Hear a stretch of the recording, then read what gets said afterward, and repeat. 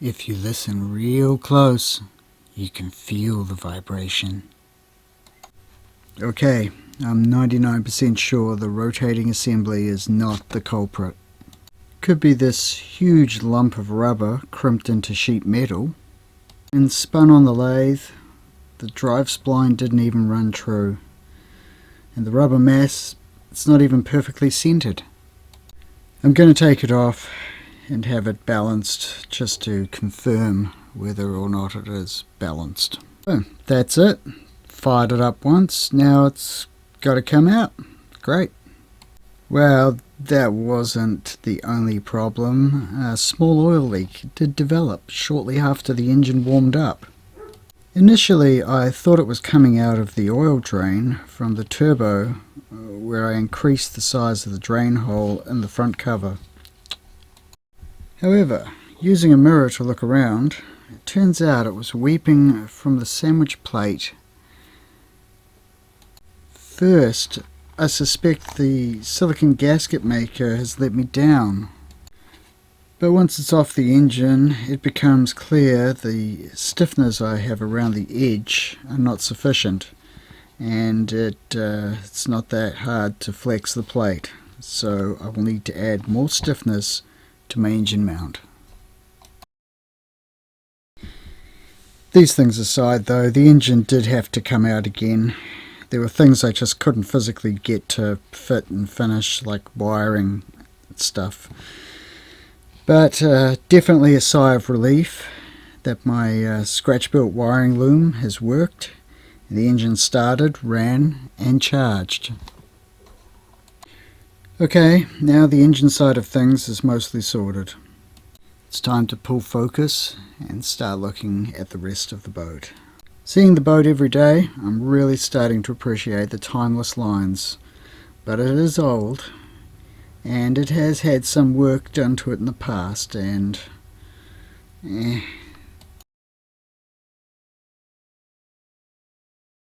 The original back seat is gone. The previous owner has started to have new one made. Judging by photos of the original bench seat, it looks pretty good, like it's copied exact. Sort of. I had to do some trimming, well, a fair bit of trimming, and I've had to trim the side panels and pretty much everything to sort of even get close to fitting. Honestly, the whole way the interior on this boat is fitted and fastened together seems really Mickey Mouse, but I don't know, I guess that's just the way they did it. The front seat's a nice design, but they are old and heavily worn.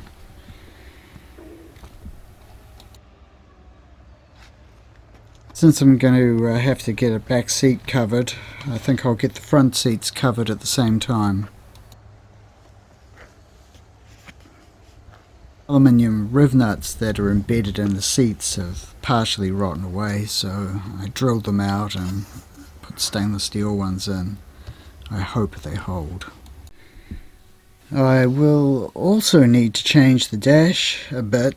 None of the gauges are going to work, and I'm going to need a few extra ones to go with the rotary and the boost. To get things rolling, I filled a hole that was hacked into the dash and repaired it, and then I've shot it in some nice shiny black paint. Paint makes things look new again, so I've taken the center section of the floor out, repaired a few chips and stress cracks, sanded it down and shot it in some nice icy white. I'm using Lechler primer and paint, and I've had good results in the past, so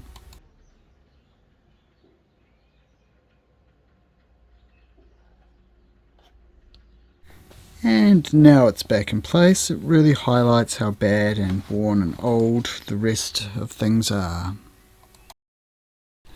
Well, like any big project, you just have to get into it and pick something and start chipping away at it. So I should really finish the base for the rear seat, so when I get the back seat back I can fit it, and also some wiring and stuff will be attached to it. So I am going to cover the wood with a layer of fiberglass mat, and then I should be able to fill the texture of the fiberglass in, sand it smooth, and get a nice plasticky looking finish opposed to a sort of wood finish, which I don't really want.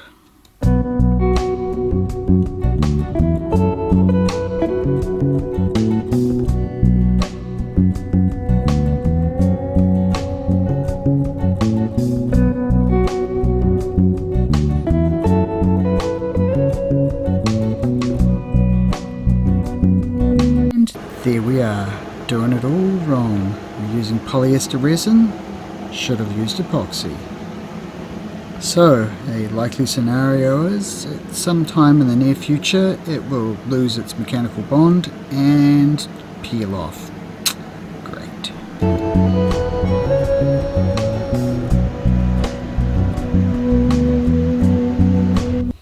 This central bulkhead moves around a fair bit, and it was only fastened to the floor and some small tags at the gunnels. How is it held in? Is the rest of the interior just jammed in place to hold it? How does this contribute to the rigidity of the boat? Questions that need to be answered. At this point I have made 2 extra points on the bulkhead that are fastened to the hull, but I'm thinking I'm going to go a lot more. Okay, that's it. You can see the bulkhead out, and there's not much to it. This floor, I'm not sure, may come out, may not. Alrighty, the floor is out. Things are starting to paint a clearer picture of what went on before we got the boat. It would seem if we'd done what the previous owner had suggested and just put a motor in and got out there, I don't think we would have come back. The floor is just jammed in place. Looks like it was originally held in with some sort of polyester filler glue, almost like Bondo. We think the top deck was removed, then the floor, then new engine bearers and engine room bulkhead fitted, then the deck put back on, partially fiberglassed in the engine room, and then when the floor went to go back in, it didn't fit through the opening, so it was cut in half and jammed back into place and held together with the bulkhead and the centre section screwed in. Well, at least the stringers and the wood inside the stringers seem solid and okay. Well, with the floor out, it was a lot easier to sand, paint and repair all the stress cracks and other things.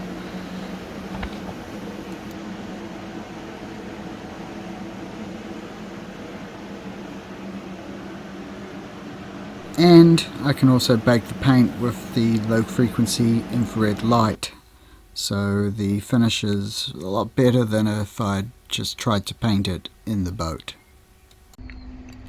Oh dear. That wood is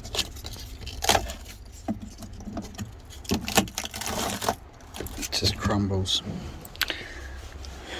It's glassed over. But this has not been, so they've gone about that far. They've done up that edge there, across here. I may have to take this stuff off, which I was using to align the floor, which is disappointing. The dilemma is not doing this now And putting the bulkhead and the floor in means the bulkhead and the floor have to come out to do it. Oh dear. Okay, the floor's out. Get rid of all the rotten wood. This piece of 12mm ply sits down. I just run like